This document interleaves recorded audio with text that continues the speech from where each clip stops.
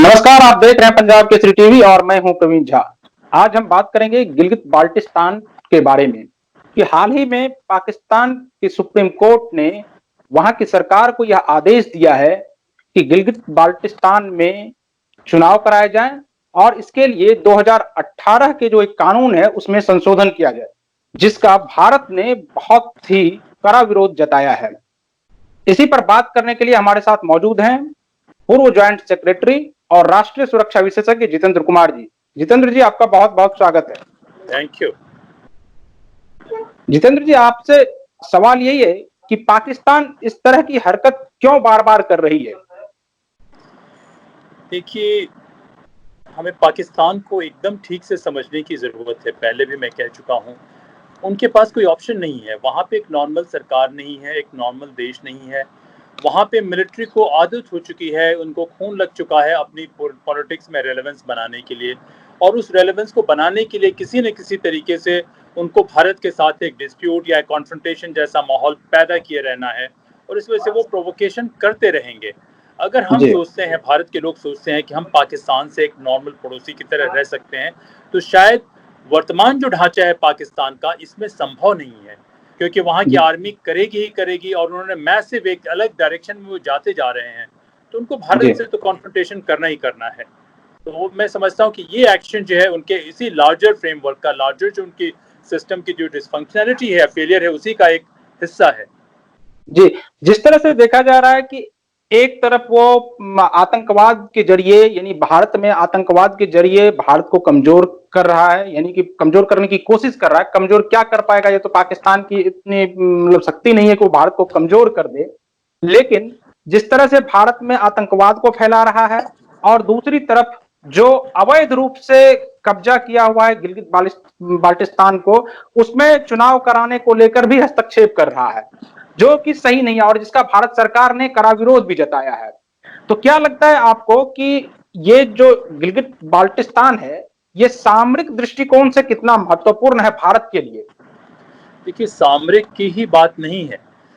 हकीकत ये है कि ये पूरा जो पाकिस्तानी ऑक्यूपाइड कश्मीर है, उस पे उनका पूरा कब्जा ही इल्लीगल है। पहली बात तो ये मैं जी, कहूँगा। इल्लीगल इस वजह से है कि वो हमेशा से पाकिस्तान जो है वो टू नेशन थियरी जब से वो लाया है, वो करके इन एरिया को ज़बरदस्ती कब्जा में रखे हुए है।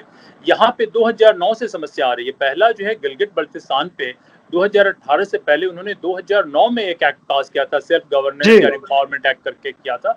मगर जी, उससे जी, पहले काफ़ी लोगों की उन्होंने हत्या की थी पाकिस्तानी मिलिट्री के जरिए। वहाँ पे सेक्टारियन राइट्स करवाए गए। राइट्स करवाने के बाद जो है खास करके शिया तबके के जो लोग थे और दूसरे लोगों के, उनकी काफ़ी लोकल लोगों की उन्होंने एक क्लैंडस्टाइन तरीके से बड़े लोगों की हत्या की, और जो भी वहाँ के लोकल एक्टिविस्ट थे उनको पकड़ के ज़बरदस्ती जेल में बंद कर दिया, और कोई ह्यूमन राइट्स कोई चीज़ तो थी ही नहीं।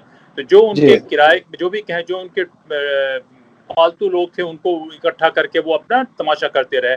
तब ये 2009 एक्ट वहाँ से आया। और वही नहीं, देखिए कि जो नीलम वैली है, जो जी। या कई जगह है, वहाँ पर भी इनके खिलाफ जो है ये प्रोटेस्ट होते रहे हैं। तो ये क्या काम करते हैं कि जो सिर्फ पंजाबी सिर्फ मुसलमान है। सिर्फ सिर्फ वही नहीं, प्रोटेस्ट आप देख रहे होंगे कि गिलगित बाल्टिस्तान में भी काफी प्रोटेस्ट हो रहा है, यानी कि पाकिस्तान के खिलाफ ही वहां के लोग हाँ प्रोटेस्ट हाँ, कर रहे हैं। बिल्कुल। पाकिस्तान के खिलाफ तो देखिए कई जगह, तो इसको कई दफ़े कहा जाता है, जो जानने वाले लोग हैं वो कहते हैं कि ये एक सुन्नी वहाबी देवबंदी फिलॉसफी वाले पंजाबी लोगों का जगह है। न तो वहाँ सिंधी खुश हैं, न वहाँ पे मुहाजिर खुश हैं, न वहाँ पे बलूची खुश हैं, न वहाँ पे आप देखें कि जो कश्मीरी किस्म के लोग हैं, जो पाकिस्तानी ऑक्यूपाइड कश्मीर में, वो खुश हैं, न गिलगित जी, बल्तिस्तान में लोग खुश हैं। तो ये जो है एक वहाँ पे पंजाबी मिलिट्री डोमिनेटेड जो लॉबी है, एलीट है, वो अपने पावर को कब्जा किए हुए है, और उसका तरीका यही है कि बार बार ये एक एंटी इंडिया सेंटिमेंट फैलाओ। गवर्नेंस से उनका कोई लेना देना नहीं है, गवर्नेंस उनके समझ में आता ही नहीं है। तो हर जी, चीज़ को एक क्लैंडस्टाइन वॉर समझ के ट्रीट कर रहे हैं। वो अपने एरिया को, इन एरिया जिन पे उनका कब्जा है, उसको भी एक एडवर्सरी की तरह उसमें वॉर समझ के ट्रीट कर रहे हैं, और वहाँ के लोगों को वो उस तरीके से कर रहे हैं। तो जहाँ तक भारत का, ऐसी स्थिति में भारत को क्या करना चाहिए?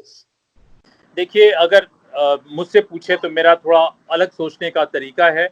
जो ट्रेडिशनल लोग हैं उनसे मैं थोड़ा सा अलग सोचता हूँ, और मैं माफ़ी चाहता हूँ। मेरा मकसद सरकार को की आलोचना करना नहीं है, बल्कि अपने हिसाब से आपके जरिए एक पर्सपेक्टिव प्रेजेंट करना है। मेरा जी, मानना है कि भारत एक जिम्मेदार देश है। इस रीजन में बहुत ही रिस्पॉन्सिबल पावर है। पाकिस्तान में सरकार या देश नाम की कोई चीज नहीं है। पहले भी मैंने कहा, वहाँ एक गिरोह है, गिरोह के पास जो मिलिट्री है, जो हर तरीके से वहाँ के लोगों को भी प्रताड़ित कर रहा है और भारत में भी परेशानी पैदा किया जा रहा है। और भारत में परेशानी पैदा करने की एकमात्र वजह यह है कि वहाँ जो उसकी गवर्नेंस की फेलियर है उसको वो कवर अप कर सके। गवर्नेंस तो उनको आता ही नहीं है, जी तो इस वजह से कर रहा है। तो भारत की जिम्मेदारी ये होगी, पहली बात, कि हमें इस वॉर को, ये एक वॉर है भारत के खिलाफ, एक डिफ्यूज्ड इरेगुलर वॉर है, और इसमें इरेगुलर वॉर में वायलेंस, मिलिट्री, टेररिज्म इसके छोटे छोटे कंपोनेंट है। इस वॉर जी को हम टोटलिटी में समझें। वायलेंस को वायलेंस के लेवल पे तो हमें हैंडल करना ही पड़ेगा, मगर इसकी जी पूरी जो वॉर मेकिंग कैपेसिटी है उसको पैरालाइज करने की जरूरत पड़ेगी।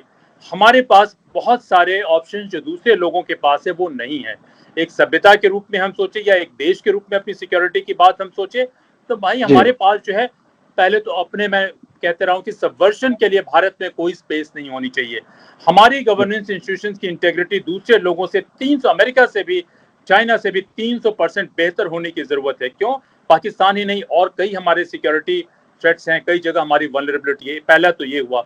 दूसरा, हमारी फौज, उसको मैंने आपके जरिए उन शहीदों को फिर एक दफे मैं नमन करना चाहूंगा, जिस जज्बे जी से उन्होंने अपने आप को कुर्बान कर दिया। इस पे थोड़ा सा 1 मिनट और मैं कहूंगा कि देखिए, भारत की फौज का कि कर्नल लेवल के ऑफिसर ऑपरेशंस में डायरेक्टली इन्वॉल्व थे और उन्होंने अपनी परवाह नहीं की, अपनी जान दे दी देश के लिए, वो शहीद हो गए। तो जी फौज तो अपना काम कर रही है कि इतने बड़े एरिया को वो सिक्योरिटी प्रोवाइड कर रहे हैं, सिक्योर करने की कोशिश कर रहे हैं। मगर वहां से जब बार बार लोग आ जाएंगे हमारी टेरिटरी में, तब ये लड़ना मुश्किल हो जाता है। फिर भी वो काम हो रहा है। नहीं तो लेकिन इस एक छत सेकेंड, एक सेकेंड, लेकिन हमें, हमारा मकसद ये होना चाहिए कि पाकिस्तान की जो भी ये मशीनरी है, जो भी कैपेसिटी है, जहां से वो फंड रेज कर रहे हैं, जहां से वो प्रोपेगेंडा कर रहे हैं, जहां से वो जी डिप्लोमेटिकली मुस्लिम कंट्रीज को हुडविंक कर रहे हैं, इन सभी को हमें तोड़ने की जरूरत है। और ये तोड़ने का काम बोलने से नहीं होगा, सिर्फ ताकत से नहीं होगा। ये एक बहुत ही एक कॉम्प्लेक्स स्ट्रेटजी होनी चाहिए, और बड़ा एक मजबूत साइकोलॉजिकल वॉर भी होना चाहिए, और एक, क्या कहें कि बिहाइंड द सीन बहुत जबरदस्त डिप्लोमेटिक एंगेजमेंट भी होनी चाहिए, और पूरे गवर्नेंस इंस्टीट्यूशन को मजबूत करने की भी जरूरत है। ये एक सिम्टम है बड़ी बीमारी का, पाकिस्तान वाला जो है ना, एक ये कैंसर की तरह पाकिस्तान नाम की बीमारी को पश्चिम के देशों ने एशिया में क्रिएट कर दिया, और उसका खामियाजा देखिए कि भारत को नहीं, पूरी दुनिया को भुगतना पड़ रहा है। जी लेकिन इस बीमारी का सोल्यूशन दुनिया में कोई नहीं कर सकता है, न अमेरिका कर सकता है, न चीन कर सकता है, न जापान कर सकता है। इस बीमारी का इलाज भारत को ही करना पड़ेगा, और नहीं ये सिर्फ ताकत से आप नहीं भी होगा। एक राष्ट्रीय सुरक्षा विशेषज्ञ हैं, इस नाते मैं बिल्कुल। जानना चाहूंगा कि पाकिस्तान जिस तरह से वर्षों से लगातार छद्म युद्ध कर रहा है, तो आपको क्या लगता है कि भारत आगे की रणनीति किस तरह से अपनाए और इसको कैसे पाकिस्तान को जवाब दे? देखिए, पाकिस्तान को जवाब देना, मैं नहीं समझता हूँ कि इम्पोर्टेंट है। हमें अपने आप को इतना मजबूत करना है कि हम थोड़ी सी ताकत के बाद इस समस्या को सुलझा दें। पाकिस्तान का, जैसे पहले मैंने कहा, क्या उसकी ऑब्जेक्टिव है? पाकिस्तान में कोई सरकार नाम की तो चीज नहीं है। ये तो कभी सिविलियन पपेट ए को खड़ा किया, बी को खड़ा किया, डी को खड़ा किया। वो तो अपने देश में भी छद्म युद्ध कर रहा है अपने लोगों के साथ, और अपने जी लोगों को बेवकूफ बनाने के लिए दो चीजें करता है: हिंदुओं के खिलाफ नफरत पैदा करना या हिंदुस्तान के खिलाफ नफरत पैदा करना, पहली बात ये। और जी दूसरी बात, आतंकवाद का सहारा लेता है। और क्यों लेता है? क्यों? क्योंकि इसके जरिए वहां पे जो एक कॉकस है, जो एक सिंडिकेट है, जो वहां सत्ता में काबिज है, उसको मदद मिलती है सत्ता में काबिज होने के लिए, वरना लोग वहां पे रिवोल्ट कर सकते हैं। पहले बात ये है। लेकिन अब पढ़ने के बाद, ओपन मीडिया से सारी रिसर्च करने के बाद, मैं जी इस नतीजे पे पहुंचा हूं कि नहीं, इसके अलावे एक और चीज है। देखिए, अपराध साउथ अफ्रीका में हो, उसमें पाकिस्तानी नेटवर्क इन्वॉल्व है। अपराध ब्रिटेन में हो, उसमें पाकिस्तानी नेटवर्क इन्वॉल्व है। अपराध सऊदी अरेबिया में हो, उसमें पाकिस्तानी नेटवर्क इन्वॉल्व है। ग्रेट ब्रिटेन की फेक करेंसी ये हो, उसमें पाकिस्तानी नेटवर्क इन्वॉल्व है। जी ये क्या कहते हैं, थाईलैंड में फेक करेंसी अमेरिकन डॉलर नकली आ रहा है, उसमें पाकिस्तानी नेशनल इन्वॉल्व है। तो इन सब जी चीजों को करने के लिए उन्होंने एक बहुत मैसिव अपना कवर्ड कैपेसिटी पैदा की है। आप अफगानिस्तान में देखिए, अफगानिस्तान में उनके लोगों का ये मानना है कि उन्होंने अमेरिका को घुटने टिकवा दिए, और अमेरिका भी एक तरीके से हार मान के वहां से निकल रहा है, चला गया है। तो ये जो जबरदस्त कैपेसिटी इस छोटे से नेटवर्क ने दुनिया भर में बना रखी है, इस जी कैपेसिटी को तो भारत को तोड़ना पड़ेगा। और हमारा मकसद ये नहीं होना चाहिए कि पाकिस्तान की जनता परेशान हो। हमारा मकसद होना चाहिए कि पाकिस्तान की जनता को हम श्योर करें कि हम तुम्हारे प्रोटेक्टर हैं, तुम्हारी सरकार, तुम्हारी मिलिट्री नेटवर्क तुम्हारी सबसे बड़ी दुश्मन है।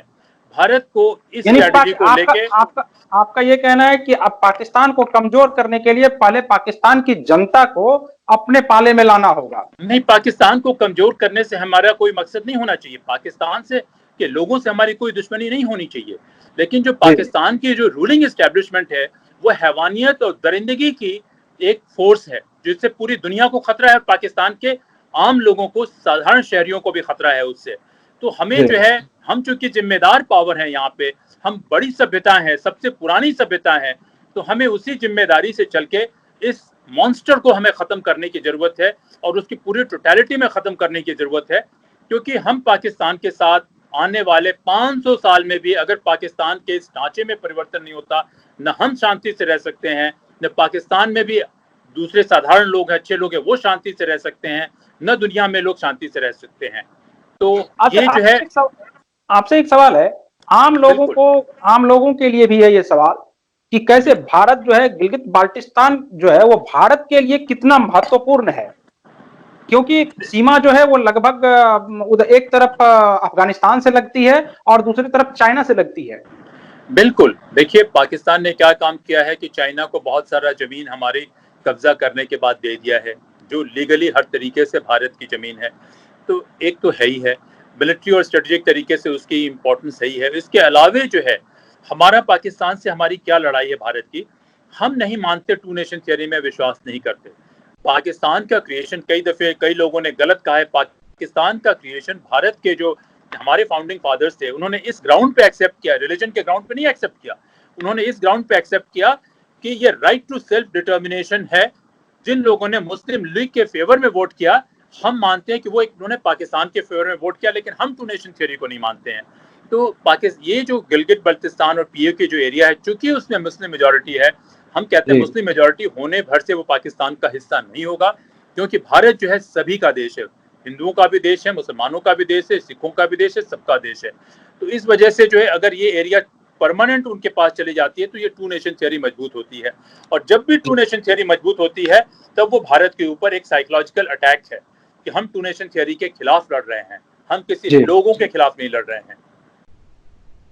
तो सामरिक महत्व अच्छा तो है ही है, और इसका जी आइडियोलॉजिकल और ये हमारी जो एग्जिस्टेंशियल ये है, उससे भी इसका लेना देना है। बताइए। अच्छा, जिस तरह से हंदवाड़ा में पिछले कुछ दिनों में लगातार एक दिन 5 जवान और दूसरे दिन 3 जवान शहीद हो जाते हैं, ऐसे में भारतीय जो मिलिट्री है, भारतीय फौज को और कितना मजबूत करने की जरूरत है जिससे कि हम लोग उस आतंकवाद का सही से मुकाबला कर सकें। देखिए, मैंने पहले भी कहा कि जब ये आतंकवादी हमारी धरती पे छुप के चले आते हैं और उनको लोकल सैंक्चुरी और सपोर्ट मिल रहा है, तब ये लड़ाई मुश्किल हो जाती है। जी जो लड़ाई पाकिस्तान लड़ रहा है ना, कि दूसरे की धरती पे छद्म युद्ध कर रहा है, तो इस युद्ध में वो जीतना तो चाहता नहीं है, जीत तो सकता नहीं है, जितना मकसद जी नहीं है। उसका मकसद क्या है? हरास करना, परेशान करना। और जितनी जी ये लड़ाई लंबी होती है तो वहां उतने ही लोकल लोगों को परेशानी होती है, उनकी लिबर्टी कट होती है, उनमें टेंशन आता है, उनमें स्ट्रेस आता है, उनमें एंग्जाइटी आती है, उनमें एक रीजनेबल तरीके से सोचने की ताकत खत्म होती है।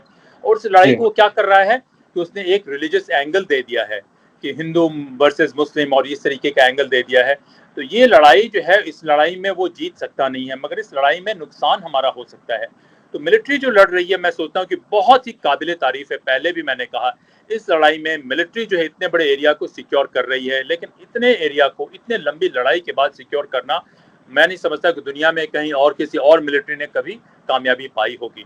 ये मिलिट्री जी की स्ट्रैटेजी तो ठीक है, हमें इसके उन ताकतों को खत्म करने की जरूरत है जिन ताकतों की वजह से वो हमारी धरती में आ रहे हैं। देखिए, एक जहरीला पेड़ है, उस जहरीले जी पेड़ के पत्ते अगर आपके पास आ रहे हैं तो आप कुछ पत्ते तोड़ रहे हैं। या मैं एक और एग्जांपल देता हूँ, इस किस्म की लड़ाई को कहा जाता है कि किसी ने एक जहरीला तालाब बना रखा है, अपने खोद रखा है, उसने भयंकर, समझ लीजिए कि घड़ियाल के साइज के मच्छर हैं जो वहां से उड़ उड़ के आके आपके यहाँ काट रहे हैं। जब वो मच्छर जी आपके यहाँ आके काट रहे हैं तो कितने मच्छरों को मारिएगा आप?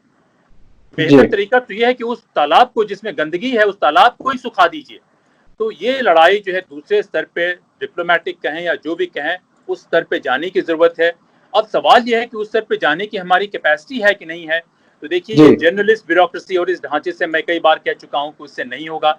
मेरा एक कॉन्सेप्ट पेपर भी है, बड़ा पेपर मैं पब्लिक डोमेन में नहीं लाया हूं।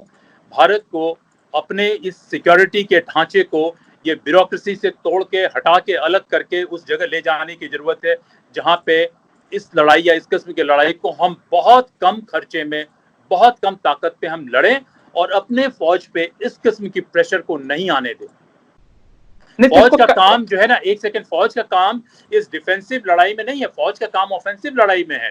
फौज का काम सिक्योरिटी प्रोवाइड करना नहीं है, लेकिन हमारी फौज को कहा गया तो वो सिक्योरिटी को भी वो देखिए बहुत ही जबरदस्त तरीके से प्रोवाइड कर रही है, प्रोफेशनली भी और कमिटमेंट के नाम पे भी, जिसके दुनिया में बहुत कम एग्जाम्पल होंगे कि इस तरीके का करने का। तो ये लड़ाई उस जगह पे हो कि ये जो जहरीला तालाब है उसको हम सुखा दें, उसको ध्वस्त कर दें। नहीं तो आपके पास क्या वो कोई आप सरकार को ये बता चुके हैं पहले कि इस तरह का कोई रोड मैप है आपके पास कि किस तरह से भारत को मजबूत किया जाए? देखिए, जब मैं काम करता था और सरकार को मैंने क्या बताया नहीं बताया वो मेरे उसके बीच में उसके तो कोई ये नहीं है, लेकिन मेरा जी एक कॉन्सेप्ट पेपर जरूर है कि इरेगुलर वॉर कैसे लड़ा जाए। वो कॉन्सेप्ट पेपर बहुत मजबूत कॉन्सेप्ट पेपर है, वो एकदम रिसर्च करके कॉन्सेप्ट के लेवल पे है और इसको जी दुनिया भर के जितने सिक्योरिटी एक्सपर्ट्स ने पढ़ा उन सभी ने कहा कि ये एक बहुत ही जबरदस्त और मजबूत कॉन्सेप्ट है। इसके जी बाद जब मैंने कहा कि गवर्नेंस की मैं बात करता हूँ, देखिए इस लड़ाई का ऐसा नहीं है कि हम एक छोटे पार्ट को मजबूत करें और बाद बाकी पार्ट को छोड़ दे। छोड़ दें। एक जी हाँ, इस इरेगुलर वार को लड़ने के लिए मैंने कहा ना कि हमारी गवर्नेंस का के भीतर के ढांचे को भी मजबूत होना चाहिए। अगर हिंदुस्तान की धरती पे मनी लॉन्ड्रिंग होता है और मनी लॉन्ड्रिंग होके वो वटाली का केस जिसका मैंने जिक्र भी किया और वो वहां जी जाता जी है तो हमारी फौज के ऊपर प्रेशर बढ़ रहा है। या अंतरराष्ट्रीय नेटवर्क पे आप देखिए कि पाकिस्तानी नेटवर्क पूरी दुनिया में उनका इन्फ्लुएंस या रसूख बढ़ रहा है। वो कभी आईसिस से भी ताल्लुकात बना सकते हैं, वो हक्कानी नेटवर्क कहीं रन कर रहे हैं, कहीं और रन कर रहे हैं, तो उससे नहीं भी हमारी ताकत कमजोर आपका होती है। ये कहना है कि जो फंड रेजर है उसको रोका जाए। फंड रेजर को रोका जाए, उनके प्रोपेगेंडा को रोका जाए, डिप्लोमेटिकली उनको हर जगह से आइसोलेट किया जाए, उनके लोकल लोगों को बुलाया जाए और वहां पे एक इंसानियत, एक ह्यूमनिस्ट सरकार आए, एक ह्यूमनिज्म का दौर आए, उनको लिया जाए। तो इस तरीके से पाकिस्तान से झगड़ा नहीं करना है, हमें एक ऐसे थॉट प्रोसेस से झगड़ा करना है जिसमें थोड़े से मुट्ठी भर लोग हैं जो पाकिस्तान नाम की एक चीज को जबरदस्ती उन्होंने क्रिएट किया, वहां के जी लोगों को बेवकूफ बना रहे हैं, दुनिया को बेवकूफ बना रहे हैं। वेस्ट को पता नहीं चल पाता है, देखिए उनको नहीं पता है कि इसकी कॉम्प्लिकेशंस क्या है। एक जी दूसरे देश के फौज के चीफ थे, उनको जब हमने बतलाने की कोशिश की तो उनको लगा कि भारत और पाकिस्तान जो है एक साउथ एशिया में देश है, इनके भीतर में थोड़ी सी कुछ इश्यूज हैं जो सारी जी जगह से हैं। नहीं, वो इश्यूज नहीं है। हमारे उनके डिफरेंसेस बहुत ही अलग लेवल पे, बहुत ही अलग किस्म के हैं और वो जो है एक इस मैंने कहा ना कि इस नेटवर्क को, इस कॉकस को चेहरे पे खून लग चुका है। उसका मतलब है कि किसी तरीके से दुनिया भर में अपराध करो और ताकत से बड़ा कोई नशा नहीं है, उनको ये इस जी नशा है। उस नशे में उनका क्या खर्च होता है? पाकिस्तान के कुछ भूखे नंगे नौजवानों को यहाँ भेज देते कि जाओ जाके यहाँ पे तुम मरो और इससे तुम सीधे जन्नत में जाओगे, वहां हूरें तुम्हारा इंतजार कर रही हैं। और उनके जी ऑर्गेनाइजर है वो भी अय्याशी की जिंदगी जी रहे हैं। सारी फंडिंग अपराध के जरिए होती है, नकली नोटों से लेके ड्रग के ट्रेड से लेके हर किस्म के अपराधों से होती है। ये क्राइम का एम्पायर वो रन कर रहे हैं। तो देखिए, भारत को जो है इस क्राइम के एम्पायर को खत्म करने की जरूरत है। उस देश जी की सरकार के पास कोई पॉजिटिव एजेंडा है ही नहीं, सरकार भी नहीं कह सकते, उसके कॉकस के पास। तो जी हम उनकी तरह बिहेव नहीं कर सकते हैं। हमें अपने देश को भी बचाना है और उस देश के लोगों को भी बचाना है और इसके लिए हमारा एक ही ये होना चाहिए, वो है पूरे गवर्नेंस के ढांचे को मजबूत करना। और वो मजबूत जो है उस पर बिल्कुल एक अलग विषय है, अलग से हम उस पर बातचीत करेंगे आपसे। जी जी जितेंद्र जी, आपका बहुत बहुत शुक्रिया। तो ये थे राष्ट्रीय सुरक्षा विशेषज्ञ जिनका ये कहना था कि हमको सिर्फ पाकिस्तान के लोगों से लड़ाई नहीं करनी है, वहां जो एक ग्रुप है उसको कमजोर करने की जरूरत है और नहीं, हमको खत्म खुद करने को की जरूरत मजबूत है, करने की कमजोर नहीं, जरूरत है, खत्म करने खत्म की करने जरूरत की है। जरूरत है। और जी वहां पे पाकिस्तान में भी एक इंसानियत लाने की जरूरत है ताकि वो जी नॉर्मल लोगों के साथ रहना शुरू करें। आप यकीन माने कि 10 साल पहले बहुत से जो पढ़े लिखे पाकिस्तानी थे वो कहते कि मौका मिले तो हम हिंदुस्तानी बनना चाहते हैं। जो जी महाजिर वहां चले गए वो चाहते हैं कि अभी भी हिंदुस्तान वापस आना चाहते हैं। तो वहां जी कोई भी एक छोटे से तबके के अलावा कोई भी वहां खुश नहीं है। वहां अपराधियों और गैंगस्टर्स ने कब्जा कर रखा है और उनका दुनिया भर में रसूख है, दुनिया भर में वो ताकतवर है, हिंदुस्तान में भी उनके लोग हैं। तो इस गैंग को खत्म करने की जरूरत है ताकि सारे लोग अमन और शांति से रह सके। जी बहुत बहुत शुक्रिया आपका जितेंद्र जी। थैंक यू प्रवीण जी, बहुत बहुत धन्यवाद।